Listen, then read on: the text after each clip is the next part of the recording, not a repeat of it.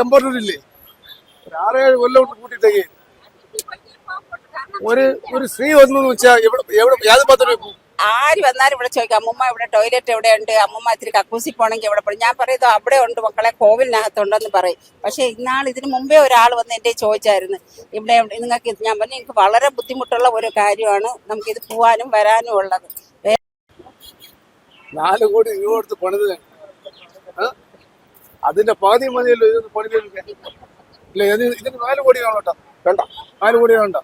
അപ്പൊ അവർക്ക് ഇതിൽ താല്പര്യമില്ല, അവർക്ക് അവരുടെ കാര്യം ഒക്കെ പോകുന്നുണ്ട്. പക്ഷെ ഏറ്റവും കൂടുതൽ നല്ല ആരോഗ്യമുള്ള ചെറുപ്പക്കാരായ പെൺകുട്ടികളും ചെറുപ്പക്കാരായ പയ്യന്മാരുമാണ് കൂടുതലും പോകുന്നത്. ഇവര് വളരെ സമയം കഴിഞ്ഞാണ് ഇവര് താഴേക്ക് ഇറങ്ങുന്നത്.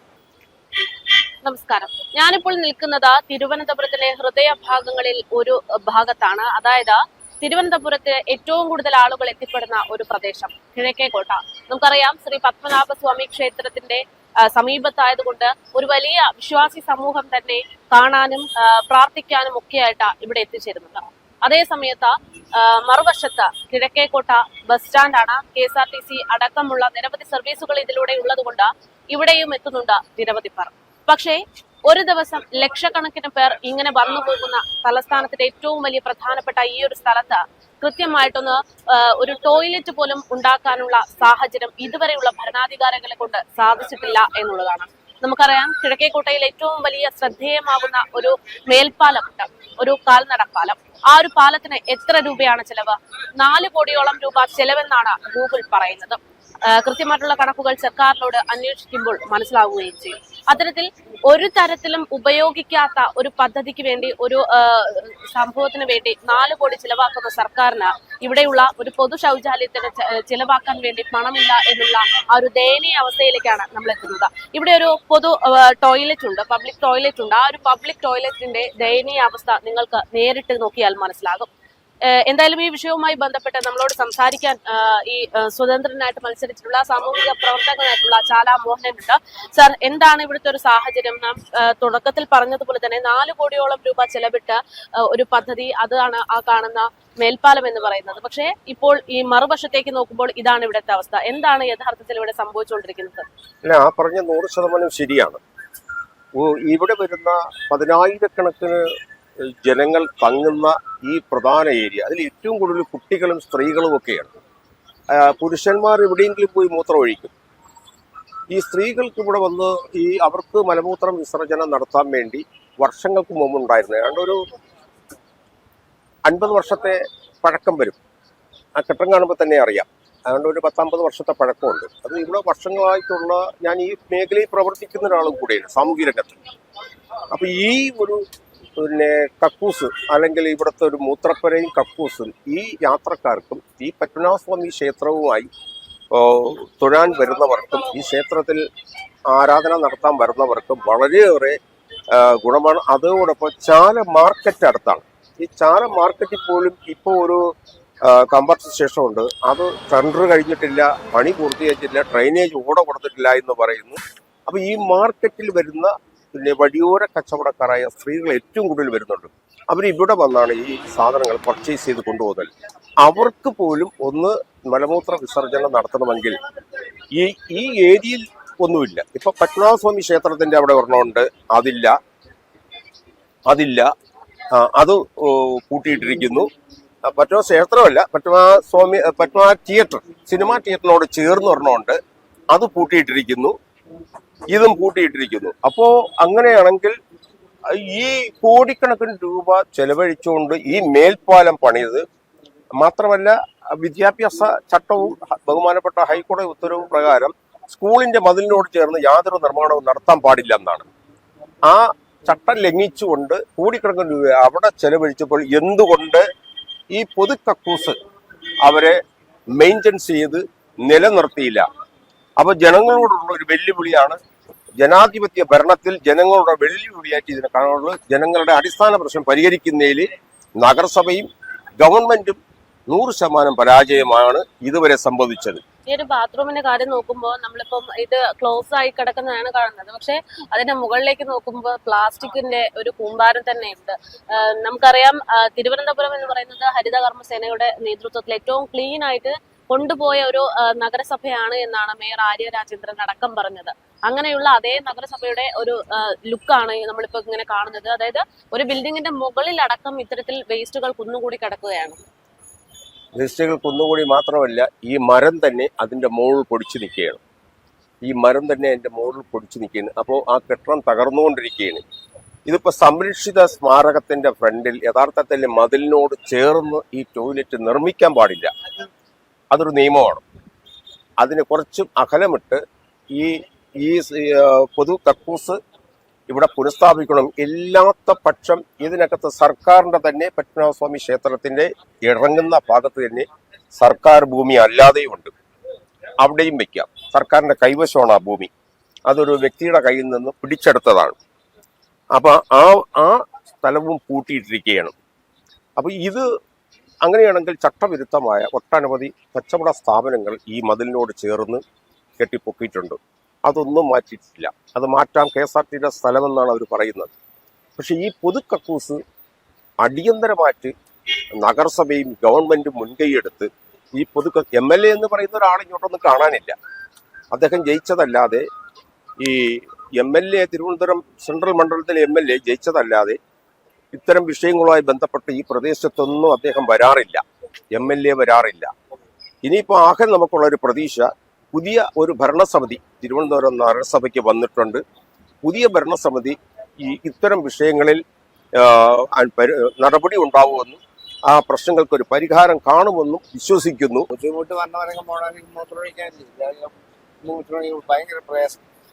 അല്ലെ അപ്പുറത്ത് പോകണം. അവിടെ പോയി കഴിഞ്ഞാൽ അതായത് ക്ലോസ് ചെയ്തൊക്കെ പോട്ടെ, വല്ല അപകടങ്ങളുണ്ടാകും. പിന്നെ ആൾക്കാരൊക്കെ വന്ന് ഇവിടെ പഴയ കമ്പാർട്ട്മെന്റ് പോയിട്ട് ഇഷ്ടംപോലെ ഡെയിലി ഒരു 10-100 പേരെങ്കിൽ ഡെയിലി വെച്ച് ചോദിക്കും. ഞാൻ പറയുന്നത് കുട്ടി ഇപ്പോൾ ഇവിടെ ഇല്ല, അല്ലെങ്കിൽ മൈതാനത്ത് പറഞ്ഞു കമ്പാർട്ട്മെന്റ് ഇല്ലേ, ഒരു 6-7 കൊല്ലം കൂട്ടിയിട്ടേക്ക്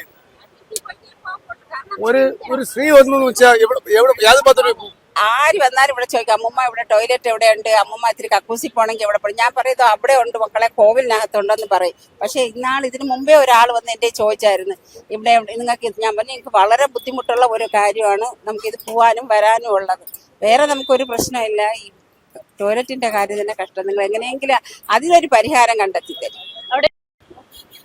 4 കോടി രൂപ കൊടുത്ത് പണിത് അതിന്റെ പകുതി മതിയല്ലോ ഇതൊന്ന് പണിതെടുക്കാൻ. ഇല്ല, ഇതിന് 4 കോടി വേണം കേട്ടോ. വേണ്ട, 4 കോടി വേണ്ട. അപ്പൊ അവർക്ക് ഇതിന് താല്പര്യമില്ല. അവർക്ക് അവരുടെ കാര്യം.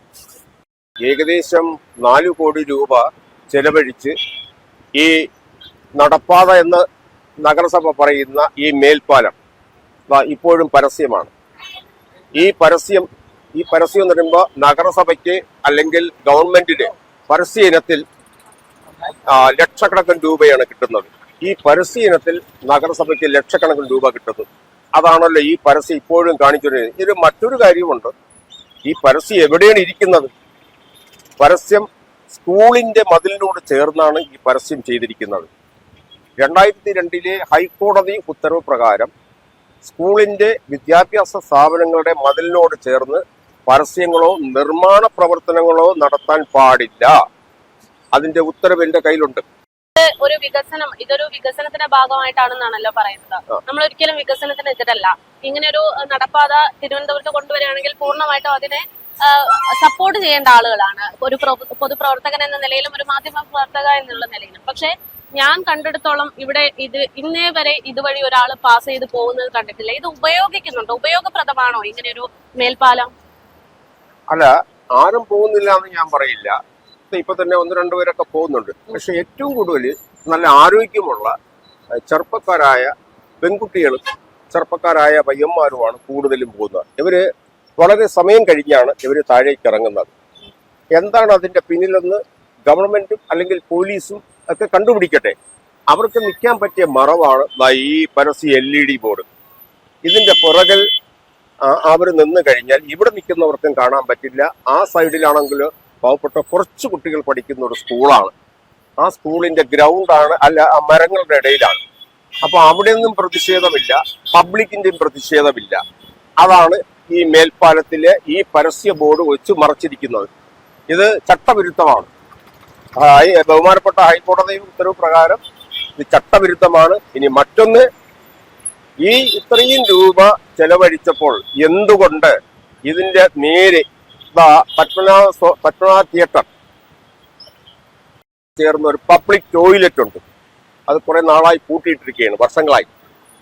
അതേപോലെ നമ്മൾ തൊട്ടു മുമ്പ് കണ്ട ഈ മതിലിനോട് ചേർന്നുള്ള 40-45 വർഷം 50 വർഷം പഴക്കമുള്ള ഈ പൊതു കക്കൂസും പൂട്ടിയിട്ടിരിക്കുന്നു.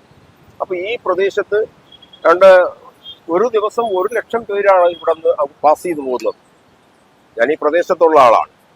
അപ്പൊ അതിൽ വരുന്ന കുട്ടികൾക്കും സ്ത്രീകൾക്കും മലമൂത്രം, ഇപ്പൊ പുരുഷനും മൂത്രം ഒഴിക്കാം എവിടെയെങ്കിലും പോയി, പക്ഷേ അവന്റെ മലം പോകണമെങ്കിൽ അവന് ടോയ്ലറ്റ് വേണം. അപ്പൊ ഇതിന്റെ ഒരു 50 ലക്ഷം രൂപ ചെലവഴിച്ചാൽ ആ കക്കൂസ് ഇന്ന് നല്ലൊരു കക്കൂസായനെ, പബ്ലിക് ടോയ്ലറ്റ് ആയനെ. എന്നിട്ട് അത് ആർക്കും കൊടുക്കും. അതിൽ നിന്നും നഗരസഭയ്ക്ക് ഒരു വർഷം ഏണ്ടൊരു 3 ലക്ഷം 4 ലക്ഷം രൂപയാണ് ഇത് രണ്ടിൽ നിന്നും കൂടെ കിട്ടുന്നത്. അപ്പൊ നഗരസഭയ്ക്ക് നഷ്ടമുള്ള കാര്യമല്ലേ? ഇത്രയും നേട്ടം ഉണ്ടായിട്ടും അത്രയും പൈസ കിട്ടാത്ത, അത്രയും വരുമാനം ഇല്ലാത്ത ഇതിലേക്ക് വേണ്ടി 4 കോടി ചെലവഴിച്ചു. അതിന്റെ ദുരൂഹതയാണ്. അതൊരു സംശയമാണ്. ഇത് ആർക്കു വേണ്ടിയാണ്? ഇത് സ്വകാര്യ വ്യക്തി, ഇപ്പൊ ഹാവൽസ് ഇത്തരം പരസ്യ, ഇവിടെ തന്നെ ഓയിൽ, ഇവരിൽ നിന്നും പണം വാങ്ങും. ഇത് സർക്കാരിന്റെ ഖജനാവിൽ എത്തുന്നോ, നഗരസഭാ ഖജനാവിൽ എത്തുന്നോ, പൊതുജനങ്ങൾക്ക് വേണ്ടി വിനിയോഗിക്കാൻ പറ്റുന്നുണ്ടോ എന്നതിനെ കുറിച്ച് ഇനിയൊരു വിവരാവകാശ പ്രകാരം രേഖയെടുക്കണം, ഓഡിറ്റിന് വിധേയമാക്കണം. ഈ പരസ്യ പ്രകാരം ഇത് ആർക്ക് പൈസ എത്തുന്നു നഗരസഭാ രേഖകളിൽ. ഇപ്പൊ മറ്റൊന്നും കൂടെ ഉണ്ട്, അവിടെ ഒരു ബോർഡ് ഇരിക്കുന്നു, RK മാർട്ട്. അവിടെ 5 ബോർഡ് ഉണ്ടായിരുന്നു. ഞാൻ തന്നെ പരാതി കൊടുത്താണ് 4 ബോർഡ് നീക്കം ചെയ്തത്. സ്കൂളിന്റെ മതിലിനോട് ചേർന്ന് ഈ പരസ്യം പാടില്ലെന്നാണ്. ഇനി ആ പരസ്യം ഇരിക്കെന്ന് വെച്ചോ, ആ പരസ്യത്തിന്റെ താഴെ ഒരറ്റത്ത് ഹോളോഗ്രാം പതിച്ച സ്റ്റിക്കർ ഒട്ടിക്കണം. ഈ വർഷമാണെങ്കിൽ 26, 27 ഒട്ടിക്കണം. അതിലില്ല. അപ്പൊ ഈ പരസ്യ കമ്പനികൾ ഈ സിറ്റിയിലെ വലിയ നിലകളിലെ മുകളിൽ വെച്ചിട്ടുണ്ട്. അവരും ടാക്സ് അടയ്ക്കില്ല. പരസ്യ കമ്പനിക്കാരന്റെ നമ്പർ അതിലെഴുതണം. അപ്പൊ ഇത് അഴിമതിയാണ്, കെടുകാര്യസ്ഥതയാണ്, തൊട്ടുമുമ്പ് വരുന്ന ഭരണസമിതി കെടുകാര്യസ്ഥതയാണ്. ഒരു മനുഷ്യാവകാശ പ്രവർത്തനം എന്നുള്ള നിലയ്ക്ക് എനിക്ക് വലിയ വിഷമമുണ്ട്. ഇത്രയും ചെലവഴിച്ചപ്പോൾ എന്തുകൊണ്ട് നമ്മുടെ സഹോദരങ്ങളെ വരുന്ന ഈ പൊതു കക്കൂസ് അവർക്കൊന്ന് വൃത്തിയാക്കാൻ കഴിഞ്ഞില്ല? ഇതാണോ ഭരണം? ഇതാണോ ജനാധിപത്യം? ഇതാണോ തൊട്ടുമുമ്പ് വരുന്ന നഗരസഭ ഭരണം? പുതിയ ഭരണസമിതി വന്നിട്ടുണ്ട്. അവരിത് കണ്ണു തുറന്ന് കാണണം, അവരിത് പ്രവർത്തിക്കണം. എല്ലാ മനുഷ്യരെയും, ഇപ്പോ മേയർ തന്നെ പറഞ്ഞു, ചെറിയ ഇടമുടുക്കളിൽ ഇലക്ട്രിക് ബസ് ഓടണം, അതൊരു പരാതിയാണ്. അതിനോടൊപ്പം അടിയന്തരമായി ഈ 2 ടോയ്ലറ്റ്, ഒന്ന് പത്മനാഭ തിയേറ്ററിന്റെ സൈഡിലുള്ളതും ഒന്ന് ഈ കോട്ടയുടെ ചേർന്നിരിക്കുന്ന ഈ ടോയ്ലറ്റും അടിയന്തരമായി വൃത്തിയാക്കി പൊതുജനങ്ങൾക്ക് ഉപകാരപ്രദമായ രീതിയിൽ അത് തുറന്നു കൊടുക്കണമെന്നാണ് ഒരു പൊതുപ്രവർത്തകൻ എന്റെ അഭിപ്രായം. എന്തായാലും മോഹൻ സാർ ഇതുവരെ പറഞ്ഞിരിക്കുന്നത്, ഇതുവരെ ഉണ്ടായിരുന്ന ഭരണ വിഭാഗത്തിന്റെ മുന്നിൽ ഒന്നും കണ്ണിൽ പെടാതെ, അല്ലെങ്കിൽ കണ്ണിൽ പെട്ടിട്ടും കണ്ണടച്ചിരുന്ന് ഇരുട്ടാക്കിയിട്ടുള്ള കാര്യങ്ങളാണ്. ഇനിയുള്ള പ്രതീക്ഷ എന്ന് പറയുന്നത് പുതിയ മേയറാണ്, പുതിയ ഭരണാധികാരത്തെ ആ ഒരു സംവിധാനമാണ്. എന്തായാലും മേയറുടെ ശ്രദ്ധയിൽ ഇത് പെടും. ശ്രദ്ധയിൽ പെടുന്നതിനേക്കാൾ ഉപരി ഇതിനൊരു പരിഹാരം ഉടൻ തന്നെ കാണുമെന്നുള്ള പ്രതീക്ഷയിലാണ് ഇവിടുത്തെ ജനങ്ങളും കച്ചവടക്കാരും ഒക്കെ. എന്തായാലും ഈ ഒരു വിഷയത്തിൽ നിർണായകമായിട്ടുള്ള ഇടപെടലിന് വേണ്ടി കാത്തിരിക്കുകയാണ് കേരളം.